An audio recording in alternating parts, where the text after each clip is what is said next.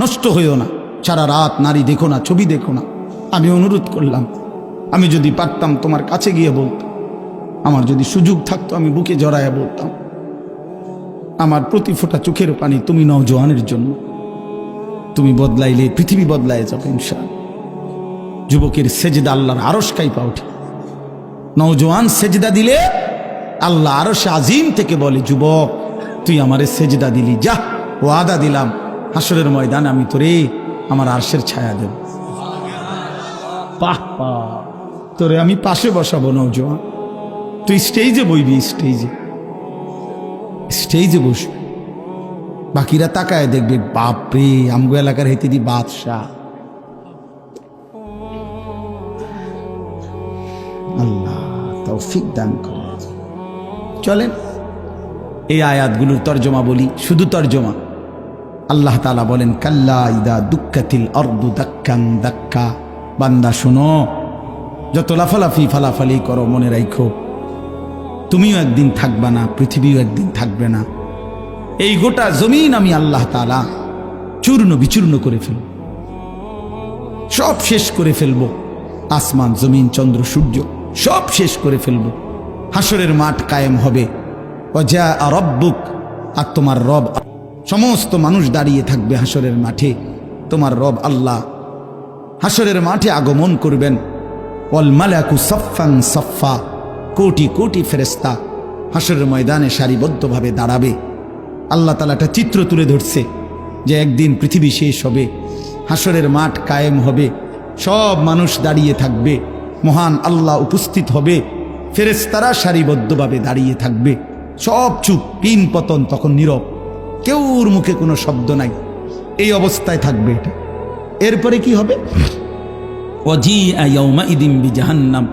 আল্লাহ তাআলা বলেন, সব যখন নীরব নিস্তব্ধ, কোনো শব্দ নাই, এই সময় ফেরেশতারা জাহান্নামকে ৭০,০০০ আগুনের শিকল দিয়ে টেনে হাসরের ময়দানে হাজির করবে।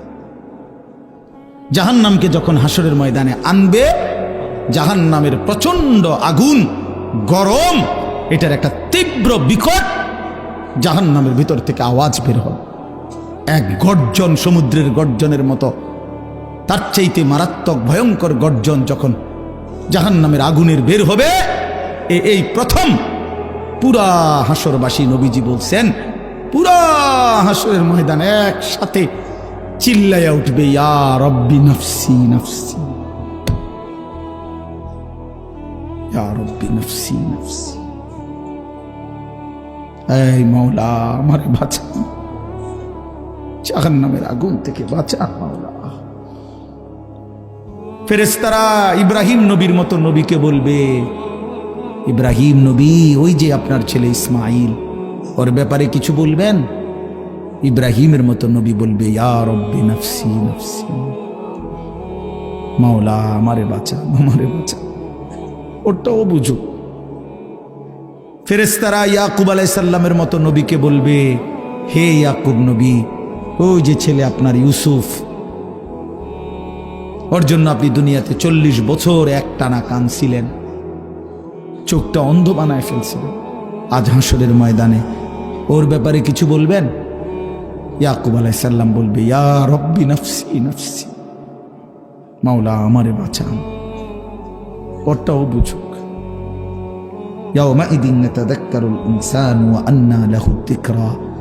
আল্লাহ তাআলা বলেন, সেদিন সমস্ত নাফরমান পাপী তার দুনিয়ার সব কথা মনে পড়বে, সব মনে পড়বে। চুরি, ডাকাতি, জিনা, ব্যভিচার, মদ, জুয়া, নাচ, গান, সুদ, ঘুষ, হারাম, গালি গালাজ, মিথ্যা, অন্যায়, দুর্নীতি, অবৈধ সম্পদ লুণ্ঠন, বেহায়া, বেপর্দা, অসভ্যতা, নোংরামি, সব মনে পড়বে। আল্লাহর কসম বলছি, ওয়া আন্না লাহু যিকরা। কিন্তু আল্লাহ তাআলা বলেন, বান্দা বলো না, মনে পড়ে সেদিন কি লাভ হবে? মনে তো পড়বে, বুঝলাম, লাভ কি হবে? বুঝে তো আসবে, কিন্তু লাভ কি হবে? ফায়দা কি হবে? আজ বুঝলে লাভ হইতো। কাল্লা লাউ তা'লামুনা ইলমাল ইয়াকিন, এখন বুঝলে ভালো হতো। আল্লাহ বলেন, এখন বুঝলে ভালো। এই ইলমুল ইয়াকিন অর্থ কেন এটা? আল্লাহ বলছে, বান্দা আজকে যদি কোরআন থেকে শুনে, রসুল থেকে শুনে, হাদিস থেকে শুনে, ওলামায়ে কেরাম থেকে শুনে যদি আজকে বুঝতা, ভালো হতো, আমল করতে পারতা। নয়তো লাতারাবুন্নাল জাহিম, একদিন জাহান্নামকে নিজের চোখে দেখবা, সেদিন বুঝে কোনো লাভ হবে না, সেদিন বুঝে লাভ হবে না। উঠো না, আর উঠো না, এই শেষ শেষ তর্জমা বলতেছি, শেষ। ইয়াকুলু ইয়া লাইতানি কদ্দামতু লি হায়াতি। এই শুনেন, প্রতিটা নাফরমান তখন বলবে, হায় আমি যদি দুনিয়ার হায়াত থাকতে আজকের এই আখিরাতের জন্য কিছু পাঠাইতাম। আমার তো সম্পদ ছিল, যদি দান করতাম। আমার তো সময় ছিল, যদি সেজদা দিতাম। আমার তো শরীর ছিল, যদি আল্লাহর গোলামি করতাম। আহা কি করলাম, আহা কি করলাম, আহা কি করলাম। ফায়াউমাইযিন লা ইউআযযিবু আযাবাহু আহাদ ওয়ালা ইউসিকু ওয়াসাকাহু আহাদ। আল্লাহ বলে, বান্দা বিশ্বাস করো, সেদিন হাসরের ময়দানে আমি আল্লাহ তোমারে যেই আযাব দিব, শাস্তি দেবে, এমন শাস্তি বান্দা তোমারে আর কেউ কোনোদিন দেয় না। আল্লাহ নিজে বলতে, এটা কিন্তু ভয়ানক। আল্লাহ নিজে বলতেছে, বান্দা তোরে সেদিন যেই আযাব দেব আমি, এমন আযাব তোরে আর কেউ দেয় নাই, এমন মারা তোরে আর কেউ মারে নাই বান্দা, তুই বুঝবি। ফায়াউমাইযিন লা ইউআযযিবু আযাবাহু আহাদ। আল্লাহর আযাবের মতো আযাব আর কেউ তোমাকে দেয় নাই। ওয়ালা ইউসিকু ওয়াসাকাহু আহাদ। আল্লাহ বলে, ফেরেশতারা, এই নাফরমান, তোরে হাসরের ময়দানে যেই বাঁধাটা বাঁধবে, এমন বাঁধা তোরে আর কেউ বাঁধে না, এমন বাঁধা তোরে আর কেউ বাঁধে না।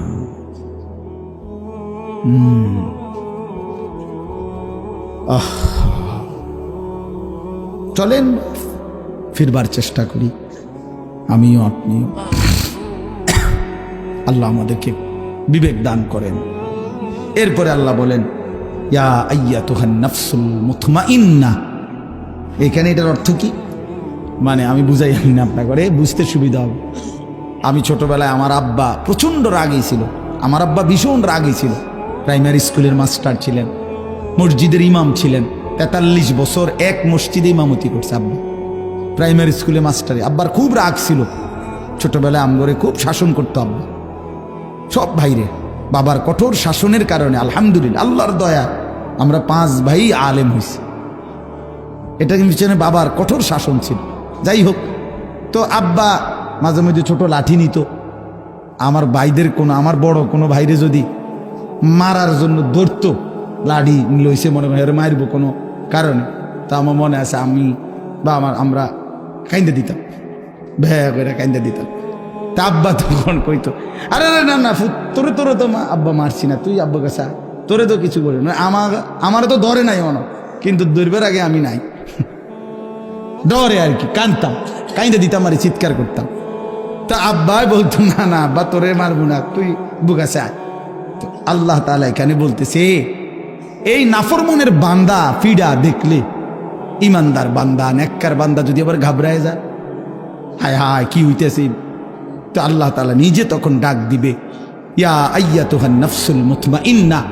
এই আমার ইমানদার বান্দা, প্রশান্ত আত্মা, জিন্দেগি ভর আমার গোলামি করেছো, আমার গোলামি করেছো, আমার হুকুম মানছো, ইরজিই ইলা রাব্বিক। আরে তুমি আমার কাছে আসো বান্দা, এদিকে আসো, তুমি ঘাবড়াইও না। এই ফিডাফিডি বান্দা বান্দি দেখা তুমি ঘাবড়াইও না, তুমি আমার কাছে আসো। রাদিয়াতাম মারদিয়া, আমিও তোমার উপরে রাজি, তুমিও আমার উপরে রাজি, কোন কথা। ওই ফিডা চলুক, তুমি মারতো না, তুমি আইলাও আমার কাছে, তুমি আমার, আমি তোমার। हम यहां से तुम वहां से, दोनों जानिब से इशारा हुआ। রাদিয়াতাম মারদিয়া। বান্দা বলে, আল্লাহ আমি আপনাকে ভালোবাসি, আল্লাহ বলে, বান্দা আমিও তোকে ভালোবাসি। বান্দা বলে, আমি আল্লাহ আপনার উপরে রাজি, আল্লাহ বলে, বান্দা আমিও তোমার উপরে রাজি। हम यहां से तुम वहां से, दोनों जानिब से इशारा हुआ। আমি এখান থেকে, তিনি ওইখান থেকে, দুই দিক থেকেই ইশারা হইছে যে দুইজন দুইজনকে ভালোবাসে। সুবহানাল্লাহ, সুবহান, আলহামদুলিল্লাহ। তো আল্লাহ তাআলা বলেন, ঘাবড়াইও না বান্দা, তুমি ঘাবড়াইও, ওই সুফিটা দেখে তুমি ঘাবড়াইও না, তুমি আসো আমার কাছে, তুমি আমার, আমি তোমার। ফাদখুলি ফি ইবাদি ওয়াদখুলি জান্নাতি। এখানে আমার নেককার আরো বান্দা আছে, তুমি তাদের সাথে আইসা বসো আর একসাথে আমার জান্নাতে ঢোক। এই কথাটা শেষ শোনেন, ওয়াদখুল, তো শোনোনি তুমি, ওয়াদখুলি জান্নাতে। ওই আমার ছাত্র, এই জন্য বারবার এর দিকে তাকাই দেন, অনেক মহব্বতের ছাত্র। তো ওয়াদখুলি জান্নাতি অর্থ হইল, একটা মজার কথা শুনেন। আমার একজন ঘনিষ্ঠ মানুষ গতকালকে, তো আমি মাহফিলে যাব, তো ওনারে ফোন দিছি, ভাই আপনি কই? কয় হুজুর আমি তো মাহফিলে যাবো আপনার। তা আমি বললাম না, আপনি আমার গাড়িতে যাবেন, আপনি অপেক্ষা করেন, আপনি আমার গাড়িতে যাবেন, কামনের গাড়িতে আমারে নিবেন। আমি হ্যাঁ, এইটা বলছি, আর যে সে এতটা খুশি হয়েছে যে আমার গাড়িতে নিব বলছি। তো এই তাফসিরের মধ্যে লিখছে, ইমানদার নেককার বান্দারা সারাটা জীবন যারা